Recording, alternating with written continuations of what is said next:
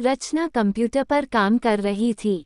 कीपंचिंग करते हुए यदि रचना को कोई देखता तो कह नहीं सकता था कि उसके मन में विचारों का तूफान चल रहा है। हाँ, आंखों से प्रश्नवाचक चिन्ह, लगती गहरी उदासी जरूर देखने वाले को कुछ आभास दे सकती थी। उसके साथ काम करने वाली लक्ष्मी, जिसे वह प्यार से लाखी कहती थी, कुछ कुछ समझने लगी थी। 2 घंटे तक बिना हिले डुले कंप्यूटर पर काम करने के बाद रचना कुर्सी पर अनमनी सी बैठी थी। सिर को पीछे कुर्सी पर टिकाकर आंखें मूंदे वह अपने मन को स्थिर करने की चेष्टा कर रही थी। तभी लंच टाइम पर लाखी ने आकर उसके विचारक्रम को तोड़ डाला। ओए रचना, मेथी का साग लाई हूँ, दाल और दूसरी सब्जी भी है। नेपकिन से हाथों को पोंछती लाखी रचना के पल पल मुरझाते मुख को देखकर घबरा उठी, जो उसे लंच के लिए बुलाने आई थी। रचना ने सूखे होंठों पर धीरे से जीभ फेरी और कुछ क्षण लाखी की ओर देखती रही। फिर जैसे जोर लगाकर बोली, मेरी जान लाखी, जो भी तुम्हारा मन हो वही खा लो, मैं अभी मूड में नहीं हूँ। लाखी ने प्यार भरे अपनत्व से पूछा, क्या बात है, कुछ खुलासा करो, शायद मैं कुछ हेल्प कर सकूं। रचना ने जबरन मुस्कुराते हुए कहा, अरे लाखी, तुम हमेशा कुछ और ही सोचती हो। कुछ भी तो नहीं है, बस ऐसे ही कुछ चक्कर सा आ गया। लाखी कुछ और समझकर मन ही मन खुशी से भर उठी। मीठे उलाहने के से स्वर में बोली, अरे तो इसमें शर्म की क्या बात है, जाओ छुट्टी लेकर जाओ और आराम करो, मैं अभी अपॉइंटमेंट फिक्स करती हूँ किसी गायनी से। लाखी जाने को मुड़ी, तभी रचना भीगे से स्वर में बोली, लाखी, जो तुम समझ बैठी हो वो बात नहीं है, कहकर वो अपनी दबी रुलाई को और न रोक सकी।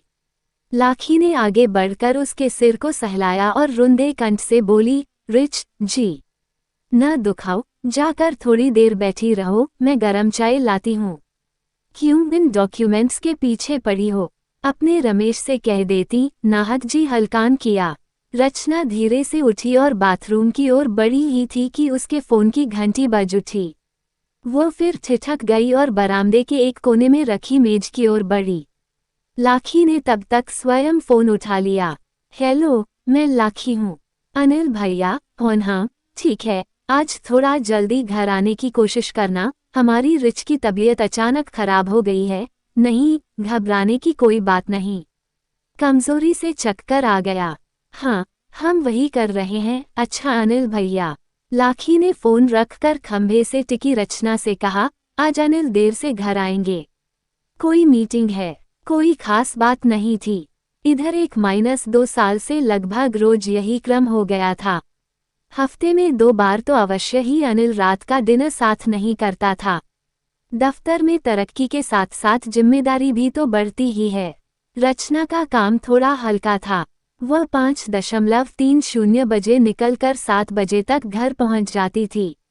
लाखी ने इसे विशेष न समझ हो, लेकिन रचना पर इसकी विपरीत प्रतिक्रिया हुई। वह तेजी से दौड़कर वॉशरूम में घुस गई। अंदर से उठती रुलाई के वेग को संभालने में उसके मस्तिष्क की शिराएं फटने को हो गईं, पर वह आंसुओं को पी गई। बाहर दूसरी लड़कियां न सुन लें, ये डर तो था। मन में विद्रोह ने कब जगह बना ली। जान से भी प्यारा अनिल कब उसे खलनायक सा लगने लगा। अनिल के अलग जाति के होने के कारण उसने सब घर वालों को नाराज कर शादी की थी। अनिल का 1-1 प्रेम प्रसंग अब उसे ढोंग सा लगने लगा। क्या मैंने तुम्हें नहीं समझा? संपूर्ण संसार से अलग मैं सिर्फ तुम्हारे और अपने संसार में खो गई। क्यों? एक लंबी सांस खींचकर रचना संभल गई। बाथरूम का दरवाजा खटखटाती लाखी के हाथों की हल्की आवाज उसने सुन ली थी। लाखी ने चाय का कप मेज पर रखा और पूछा, रिच, कोई दवाई दूं? मेरे पास में हर समय कुछ न कुछ होता है। रचना ने कहा, नहीं लाखी, तुम अपना काम करो, मैं खाली चाय ही लूंगी। लाखी चली गई। आज ही तो लाखी को मौका मिला था। रोज तो रचना ही उसे वह बनाने को कहती जो उसको पसंद हो। रचना की विशेष पसंद की मीठी चीजें वह बनाकर लाती थी। वो हमेशा रचना की ही पसंद की चीजें खाती थी। कभी भी लाखी उसके इस व्यवहार से चिढ़ भी उठती थी। रचना कितनी ही बार लाखी से वे चीजें मंगवाती थी जो अनिल को पसंद हैं, पर रचना को नहीं। लाखी की माँ टिफ़िन सर्विस चलाती थी और उसके यहाँ रोज ढेरों चीजें बनती थीं। लाखी इसी बात पर गुस्सा हो जाती, ऐसा भी क्या प्रेम? विवाह हो गया तो क्या अब अपनी पसंद का खा भी नहीं सकती? जब देखो तब चॉकलेट क्रॉस, जब देखो तब पैनकेक। मुझे क्या शादी से पहले क्या मजे में कचौड़ियाँ और लाखी व रचना साथ खाते थे। अब वो उससे अनिल की पसंद की चीजें मंगवाती थी जिन्हें रात को डिनर पर अनिल खा लेते। मगर कभी भी जब रचना अनिल से रूठी होती तो यही कहती, जो मन हो सो ले आओ। लाखी के लिए इतना ही बहुत होता।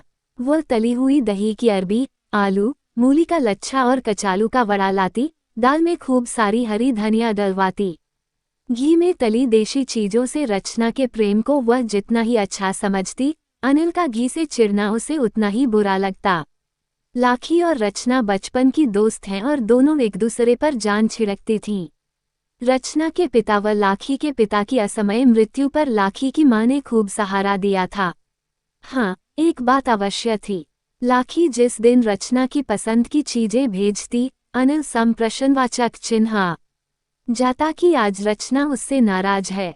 उस दिन ये जानबूझकर फोन करके चटखारे लेता, कहता, लाखी, बड़े दिन बाद तुमने रचना की पसंद का खाना भेजा है। सच पूछो तो कभी भी मुझे भी स्वाद बदलना अच्छा लगता है। यह क्या रोज मोमो या थाई कड़ी?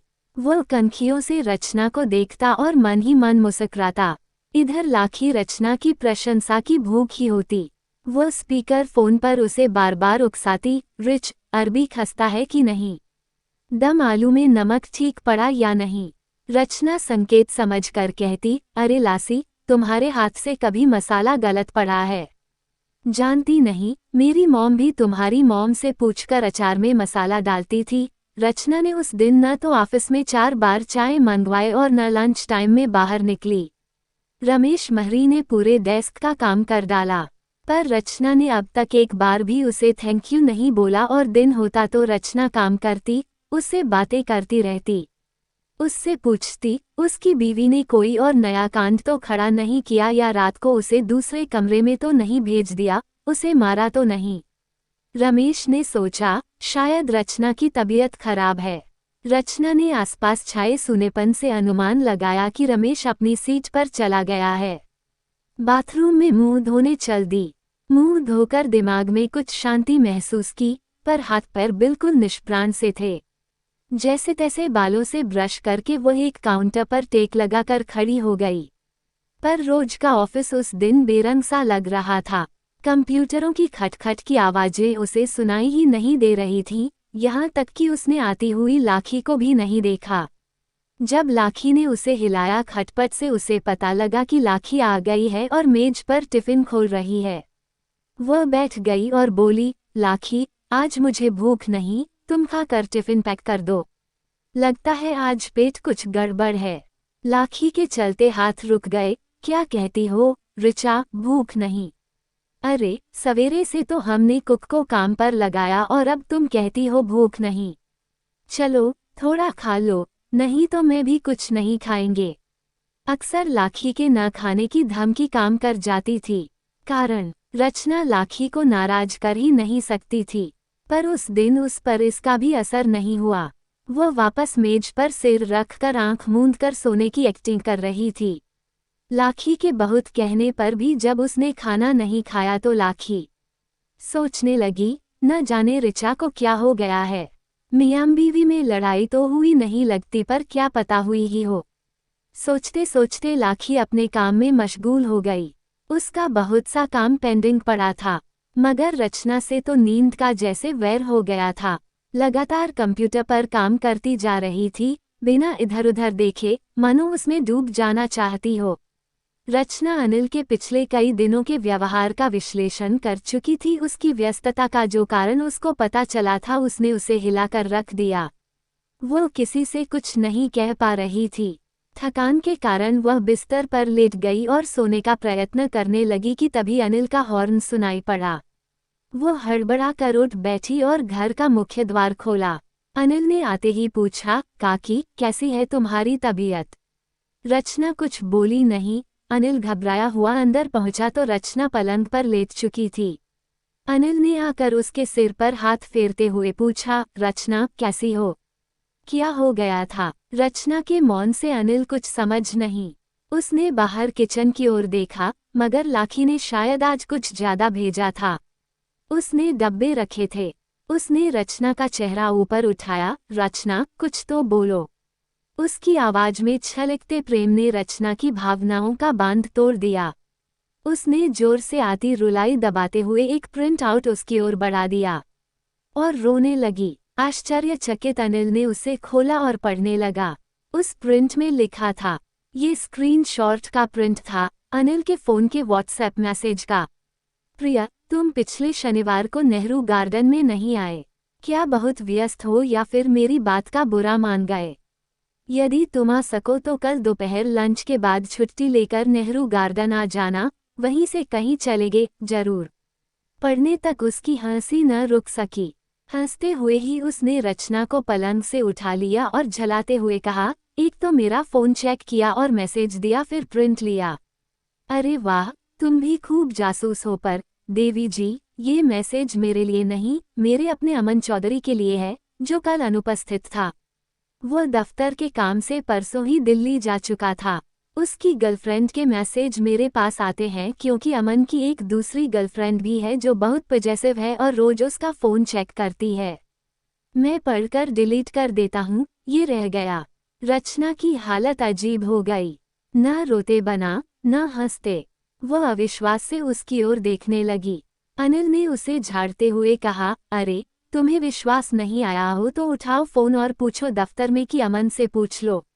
रचना ने आगे बढ़कर फोन उठाया और अमन का नंबर मिलाकर पूछा, अमन साफ साफ बताओ, अनिल के फोन पर मैसेज तुम्हारे लिए आते हैं। क्या वह अभी दफ्तर में ही है? ये पूछते हुए उसके होंठ कांप रहे थे। उधर से आवाज आई, रचना तुम तो जानती हो आजकल मैं 2 लड़कियों से डेटिंग कर रहा हूँ।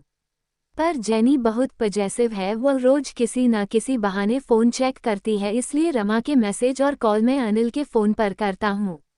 आपको बुआ पर विश्वास है न? अमन पर विश्वास न करना संभव ही नहीं था।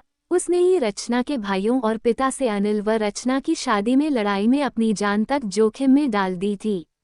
वह अनिल का बचपन का दोस्त था। रचना को लगा कि धरती फट जाए और वह उसमें समा जाए।